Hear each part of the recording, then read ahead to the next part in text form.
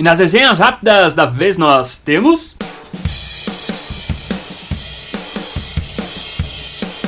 Batman número 36, Jovens Titãs e Exterminador, Protocolo Terminus, Lendas do Universo DC, Liga da Justiça, volume 3. E fechamos com Batman que ri, número 4.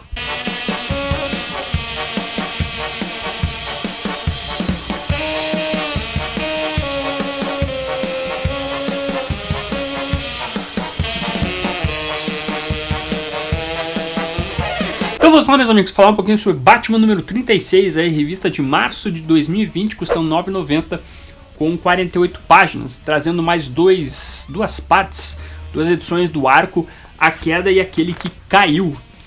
Na verdade, eu acho que é começando, né? Começando o arco, na verdade, A Queda e Aquele que Caiu. É um arco que eu acho interessante o começo dele, na verdade. Eu gosto bastante da maneira, por exemplo, como começa aqui a história que o Tom King escreve. O Tom King escrevendo as duas edições, com belos desenhos do Mikel Janín. Mikel Janín mandando muito bem. E também tem os desenhos do George Fornes, por exemplo, essa página aqui. Basicamente, essa primeira edição mostra o Batman fugindo da máquina do Bane e do pai dele, o Thomas Wayne, e fugindo do Asilo Arkham, especificamente, dando uma porrada, um pau em todos os detentos internos de Arkham, né? O Batman basicamente está puto. Eu gosto dessa primeira história aqui porque o Tom King ele vai contando a porradaria toda que vai acontecendo, mas ao mesmo tempo ele intercala alguns textos ali, na verdade algumas poesias, poemas, como por exemplo a Divina Comédia.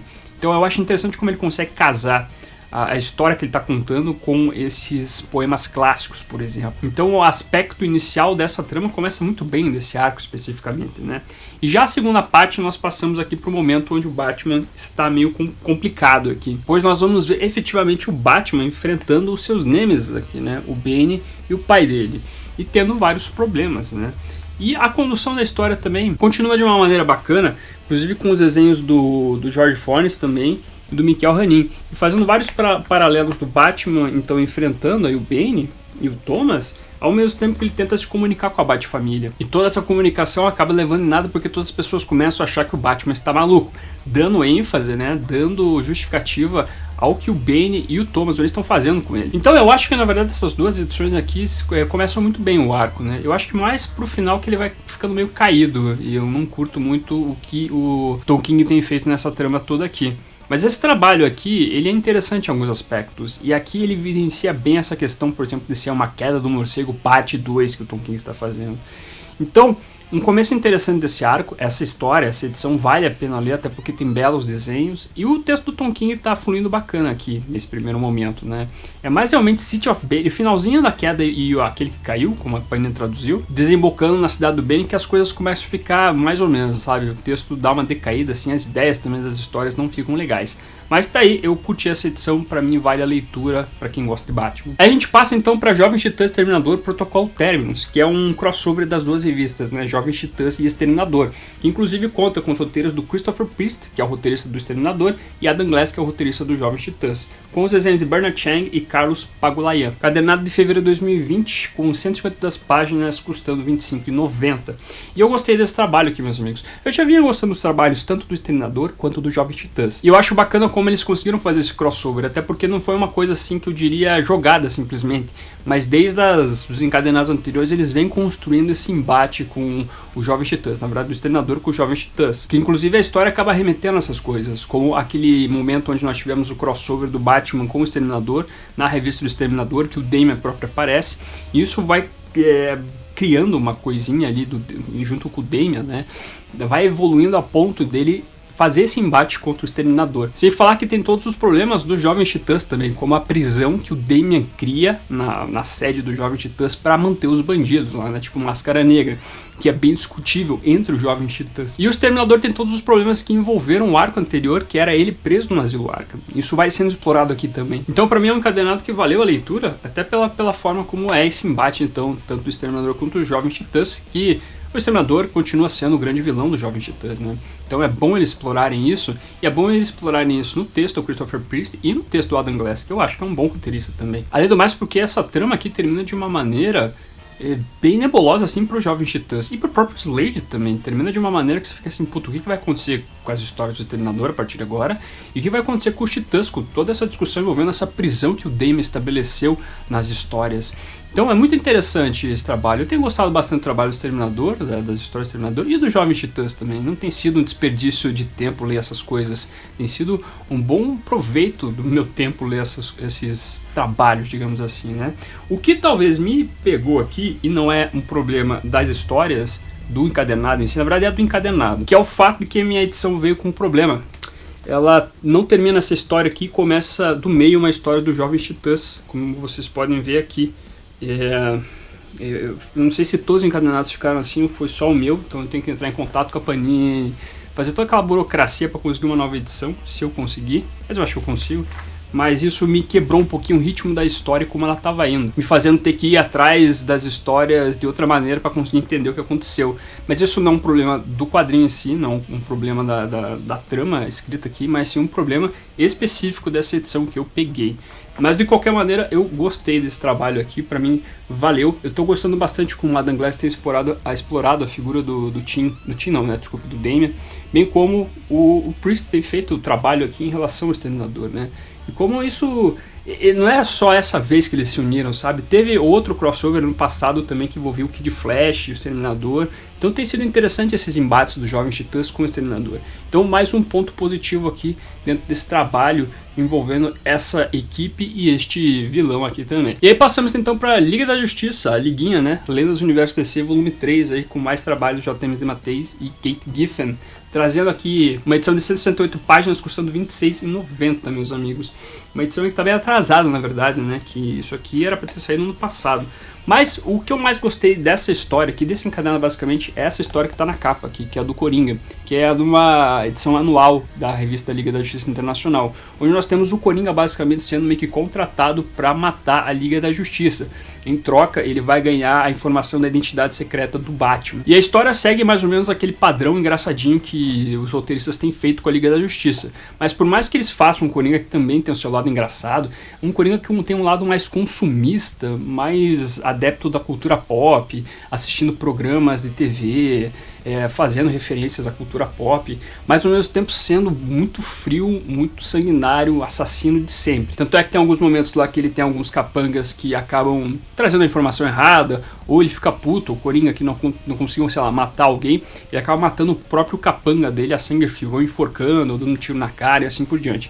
Então, os roteiristas, por mais que eles façam essa história, entre aspas, que tem um caráter mais leve, até porque a Liga da Justiça aqui está no momento mais divertido, fazendo um churrasco e assim por diante, eles ainda conseguem colocar o Coringa numa situação que você vê que ele realmente é o Coringa de sempre, assassino, maléfico e assim por diante. Então é muito legal essa história, eu acho muito bacana a abordagem do personagem assim. Mas além disso tem outras coisas bem interessantes aqui, como por exemplo o embate da Liga da Justiça contra o Esquadrão Suicida. Tanto é que a gente tem uma edição aqui do Esquadrão Suicida escrito pelo John Ostrander. E é bacana esse confronto da Liga com o Esquadrão. Tem vários momentos ali onde a gente vê as duplinhas se enfrentando, né? Tipo, sei lá, o Batman contra o Coronel Flag, né? Então é interessante ver essa batalha que tem os bichos saindo na porrada e tudo mais. E o Batman até fica muito puto no final, falando, porra, chega dessa Liga da Justiça do caralho aí. Só eu fico sendo uma piada aqui e não tenho a seriedade que eu preciso ter, então eu vou cair fora dessa merda aqui, né? Então é interessante esse embate todo e a maneira como o Batman reage a isso, né?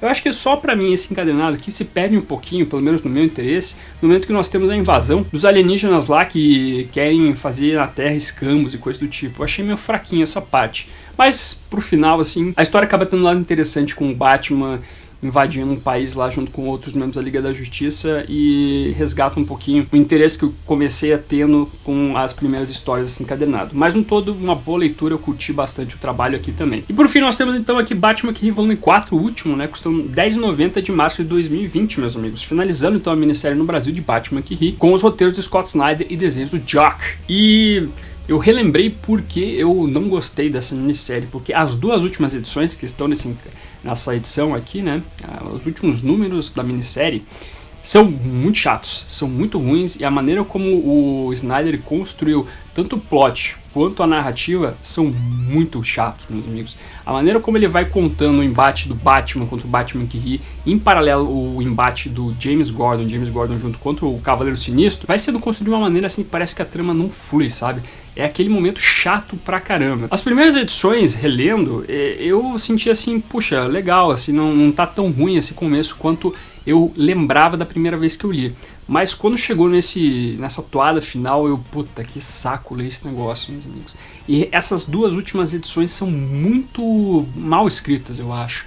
É realmente assim, aquela questão do Batman está preparado, mas o Batman que ri está preparado para outra coisa, mas daí você descobre que o Batman está preparado para o preparo do Batman que ri, conforme eu falei até no meu review de Batman que ri, essa minissérie. Então, essa construção que o Snyder fez nossa, é muito fraca, porque não se salva nada, nem o plot, nem a narrativa. Se sei lá, salvasse a narrativa e a ideia fosse uma bosta, tudo bem. Ou se a ideia fosse boa, mas a narrativa fosse ruim, tudo bem. Mas nenhuma das duas coisas funciona nessa trama. E esse é o problema, basicamente. Eu acho que a única coisa que se salva nessa minissérie é os desenhos do Jock, são os desenhos do Jock. Eu gosto muito do traço do Jock, eu acho que ele trabalha muito bem as histórias do Batman. Eu acho que ele desenha muito bem a figura do Homem-Morcego, né? E todos os seus personagens coadjuvantes. Mas o roteiro do Snyder aqui não salva essa coisa toda. Eu acho que o único ponto positivo foi uma risadinha que eu dei quando o Batman fala, o Batman que vendo os outros Bruce Waynes de outras terras, ele vê que ele não precisava cortar o cabelo dele, que ele achava melhor ficar com o cabelo não careca. E é só isso que eu consigo achar de positivo aqui. Então é muito fraco esse trabalho aqui, meus amigos. É muito fraco mesmo, sabe? Por mais que talvez comece numa pegada assim, que surge um certo interesse no trabalho do Snyder, o mais pro final da coisa o negócio fica intragável mesmo, dando a entender que realmente esse personagem, o Batman que ri, é um personagem sobressalente. O meu ódio pelo personagem começou a partir dessa minissérie aqui. Foi nessa toada que o Snyder deu que eu vi que é um personagem que não traz nada, que não cria uma trama legal, que não cria nada interessante, que tá mais aqui só pelo visual do que qualquer coisa. Eu acredito que, na maioria das vezes, as pessoas se sentem atraídas por esse personagem só pelo visual. E sim, o personagem tem um visual bacana, tem um visual interessante no primeiro momento, mas a caracterização dele que é construída pelo Snyder é muito ruim, muito fraco, e essa minissérie evidencia isso, meus amigos. Então não dá, eu realmente tentei uma segunda vez reler isso aqui, inclusive na língua materna, para ver se, puxa, consigo tirar algo positivo disso tudo aqui, mas não dá. Duas coisas que são essenciais para a trama, o Snyder não fez bem, plot horrível e narrativa horrível também. Então assim não dá, meus amigos. Tentei, vocês são provas disso, mas às vezes as coisas realmente não vão para frente. Mas é isso, então trazidas minhas considerações desses gibis aí, né? Várias leituras agradáveis aqui, exceto o Batman que ri mesmo, né? Liguinha bacana, Exterminador e Jovens Titãs muito bacana, a primeira ali que o Batman número 36 Tom King bacana também, por mais que mais pra frente o negócio não vai ficar legal, mas ainda assim foram no total leituras aí que me agradaram, exceto uma, né? Mas é isso, meus amigos, agora eu gostaria de ouvir de vocês se vocês concordam comigo, se vocês leram esses quadrinhos aí, têm suas opiniões a favor ou contrárias à minha, e traga mais qualquer outra informação que você ache necessário nestes comentários que estão aqui embaixo. E aproveita, curta, compartilhe, se inscreva no canal se você é novo ou nova, marque o sininho para ser notificado nos vídeos. E é isso, vou ficando por aqui. Como sempre, no final do vídeo nós temos os membros do canal, a galera que mantém o canalzinho aqui de pé. Agradeço demais a colaboração de vocês, bem como de você que faz suas compras através dos links da Amazon, Saraiva e Submarino que estão na descrição. Aproveita que você tá aí, meu amiguinho, dá uma olhadinha no vídeo que está aparecendo agora. É um vídeo que vale o seu clique. Agradeço a companhia, até a próxima e fui!